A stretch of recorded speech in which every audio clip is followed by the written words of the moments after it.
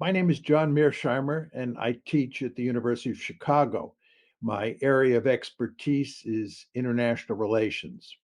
I'd like to say a few words today about the Julian Assange case. A determination will soon be made by the British High Court on whether to extradite Assange to the United States, where he has been indicted by the American government and will be put on trial. I am asking the court not to extradite him and instead to set him free. I believe this is a straightforward case. Let me explain. For starters, the case involves a wide variety of classified documents that Chelsea Manning, who was a government employee, leaked to Julian Assange, a journalist who ran WikiLeaks, a famous website that publishes classified and private documents that were not supposed to see the light of day. Manning was caught and punished because she was a government employee and she broke the law by leaking material that was classified to Assange. But Assange is a journalist and he did not break the law, as it is commonplace for journalists to publish classified information that is passed on to them by government insiders. If journalists in the United States were sent to jail for publishing classified material, the jails would be filled with many of America's most famous reporters from newspapers like the New York Times, the Washington Post, and the Wall Street Journal. But of course, that hardly ever happens. Simply put, newspapers publish classified material and hardly anybody ever goes to jail. Why is this the case? What is the reason for this situation? Governments of every type, and this includes liberal democracies like the United States and Britain, sometimes go to great lengths to hide their actions or their policies from public view, which makes it almost impossible for the public to evaluate and criticize their behavior. Given that governments sometimes act foolishly, even recklessly, this is not a good situation. Thus, a rich tradition has developed over time in the United States where insiders leak information about classified policies to journalists who publicize the information so that the public can evaluate it and push back hard against misguided policies. The most famous case that illustrates this phenomenon involves the famous Pentagon Papers, which were a multi volume study of the American decision to enter the war in Vietnam in the 1964-65 period and then escalated in subsequent years. Daniel Ellsberg, who was an insider and had access to classified material, leaked the papers in 1971 to the New York Times, which subsequently published them.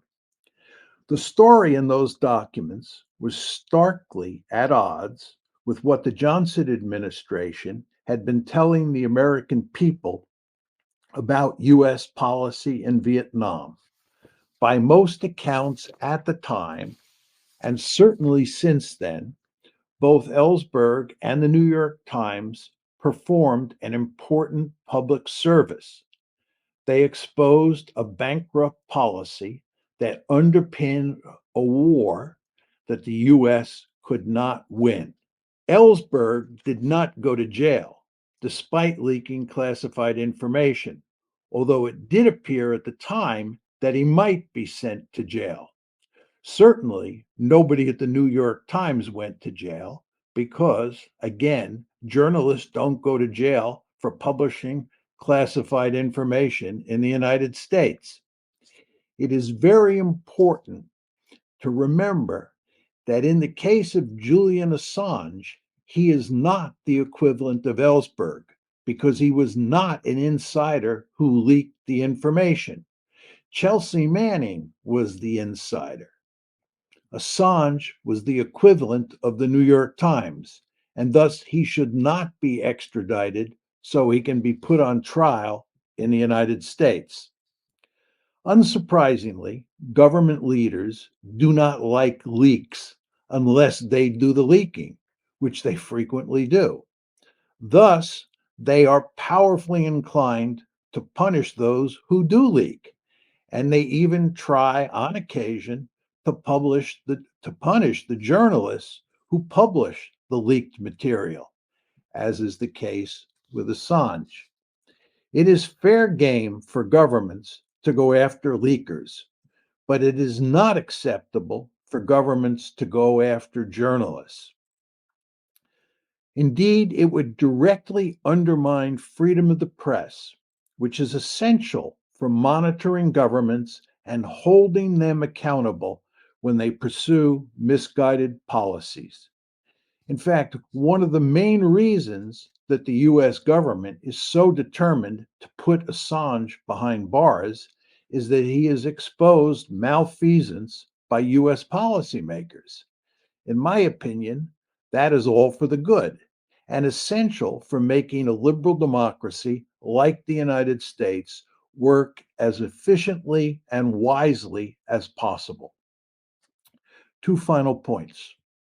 First, it is important to emphasize that nobody was hurt because of the documents that Assange published. Nobody's life was put in danger because of what he posted on WikiLeaks, and certainly nobody was killed. For sure, the misguided actions of many US policymakers were exposed because of what Assange did, but that, in my opinion, is all for the good. Second, Assange has already paid a huge price for his actions. He has effectively been in prison for years. Sending him to the United States, where he is likely to be convicted and sentenced to a long jail term, would be a case of cruel and unusual punishment. For all these reasons, I respectfully ask the British High Court not to extradite Assange to the United States. In my opinion, that would clearly be the right decision. Thank you.